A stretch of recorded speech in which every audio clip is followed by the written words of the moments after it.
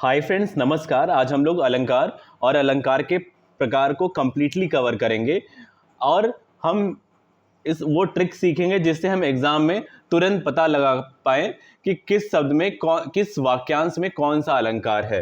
ठीक है, तो स्टार्ट करते हैं।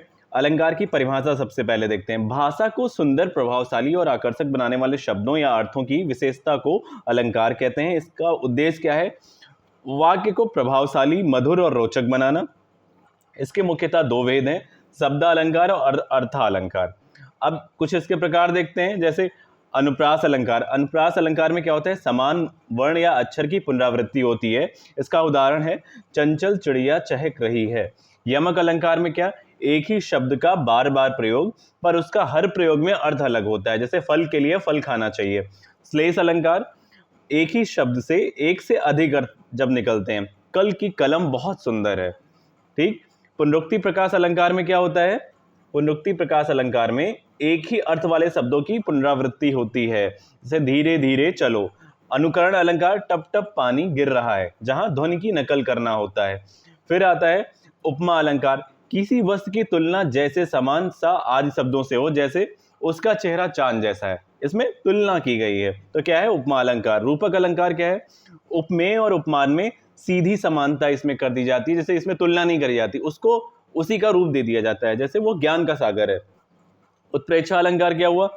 संभावना या कल्पना प्रकट करना, मानो फूल मुस्कुरा रहे हैं। अतिशयोक्ति अलंकार, बढ़ा चढ़ाकर वर्णन करना, जैसे उसने आकाश छू लिया है। मानवीकरण अलंकार, निर्जीव वस्तुओं को मानव गुण देना, जैसे हवा गुनगुना रही है।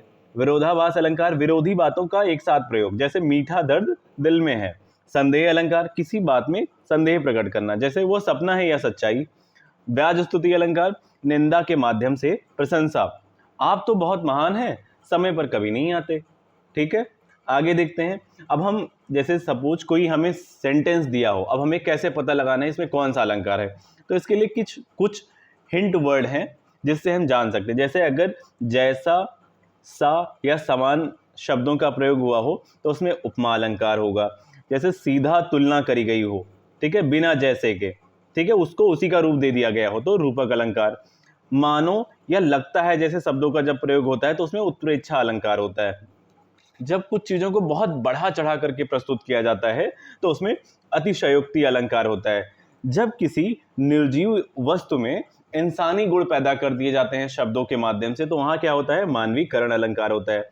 जब एक ही अक्षर बार बार प्रयोग हो, ठीक है, तो वहां क्या होता है? अनुप्रास अलंकार होता है।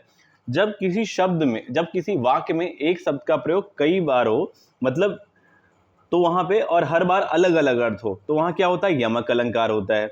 जब किसी वाक्यांश में या किसी वाक्य में एक शब्द का प्रयोग एक बार हो परंतु उसके अर्थ कई निकल रहे हो, तो वहां क्या होता है? श्लेष अलंकार। तो फ्रेंड्स, इसको हमने कंप्लीटली कवर किया है और ये आपके एग्जामिनेशन के पर्सपेक्टिव से काफ़ी इंपॉर्टेंट है। एग्जामिनेशन में जो भी क्वेश्चन आएगा आप इससे पता लगा सकते हैं। जैसे हमने जो हिंट वर्ड या पैटर्न दिए हैं, हमने अलंकार को कंप्लीटली कवर किया है। अगर इसमें कोई त्रुटि हुई हो तो हमें माफ़ कीजिए। अगर आपको ये पसंद आया हो तो इसे लाइक करिए, शेयर करिए, सब्सक्राइब करिए। धन्यवाद।